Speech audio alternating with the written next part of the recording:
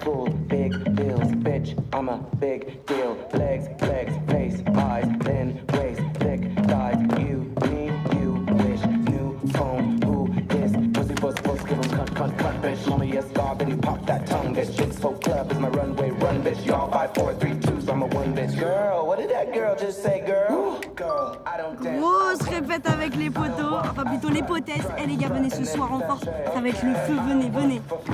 Dans Beauty Boys, ce qui était très central pour moi, c'était la question du spectacle. Comment on filme la scène, comment on filme cette première fois pour ces jeunes drag queens. Et puis il y a aussi toute une séquence de musique acoustique, la séquence de rap. Donc c'était aussi ça, c'était pour essayer un peu cette question-là de la musique en son direct dans le film.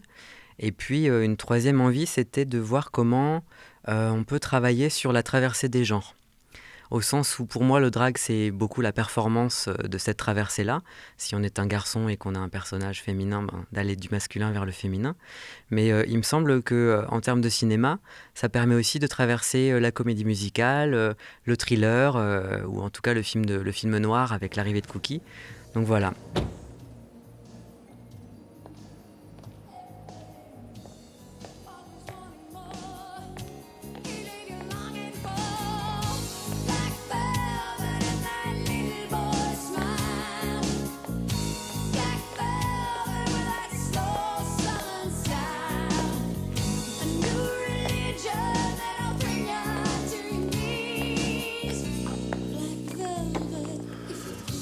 Bonsoir les enfants.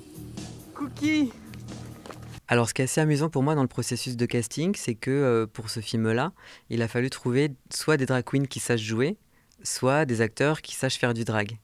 Et justement, dans le cas de Simon, on est sur un comédien qui a dû apprendre le drag pour le film. Et à l'inverse, Mathias ou Nikpo, qui interprète Yaya, était d'abord une queen qui avait une formation d'acteur et qui n'a pas eu à se former pour le drag, ce qui n'est pas non plus le cas de Cookie. Donc dans le cas de Simon, moi j'ai été très touchée par son jeu lors des auditions. J'ai senti que ça pouvait être le personnage tel que je l'imaginais.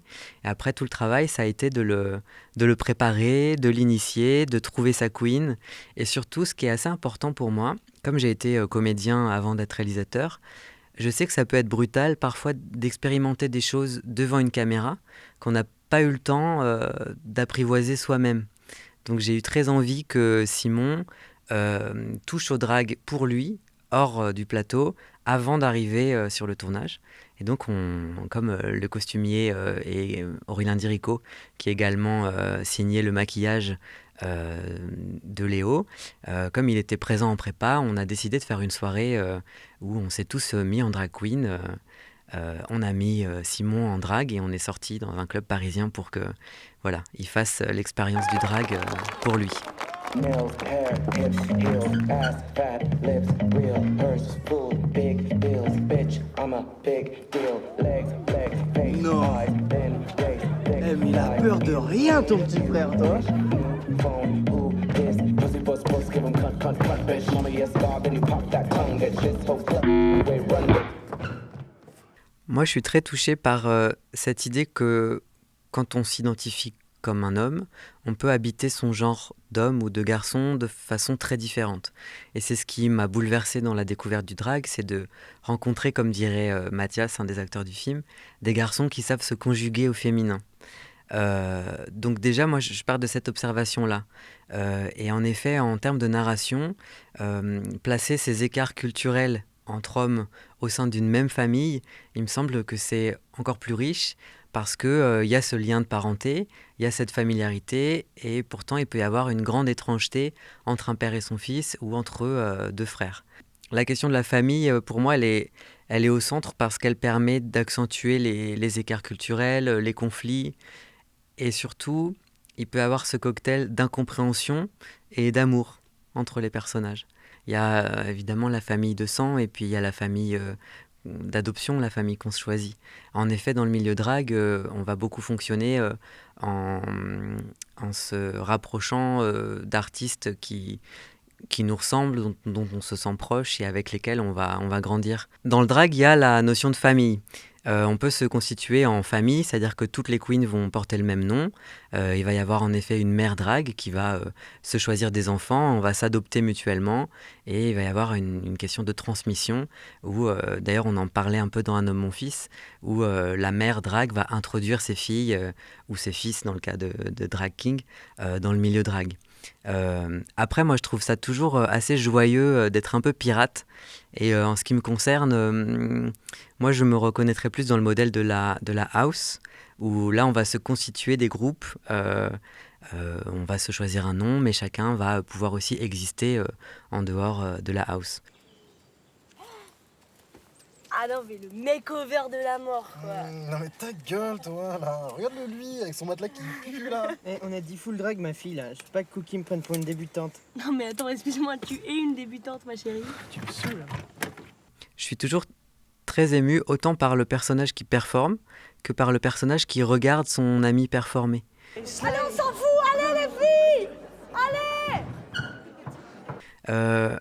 Je trouve que ça demande pas mal de courage de monter sur une scène et d'affronter une certaine mise à nu. Donc déjà d'emblée ça me touche. Des personnages qui sont prêts à lever le voile comme ça et à se mettre en danger, à prendre un risque pour partager quelque chose avec un public. Ça fait tellement partie de ma vie en tant que drag queen et comme j'étais comédien avant, que déjà de base ça c'est une chose que j'ai envie de raconter, une sensation que j'ai envie de partager. Mais il est vrai que je suis tout autant touché par l'ami dans le public qui par empathie va vouloir encourager ses copains, ou là dans Beauty Boys par le petit frère qui découvre quelque chose de son grand frère parce qu'il le voit sur scène. Et dans Beauty Boys, je crois que j'avais aussi très envie de ce mash-up improbable entre un rappeur et des drag queens.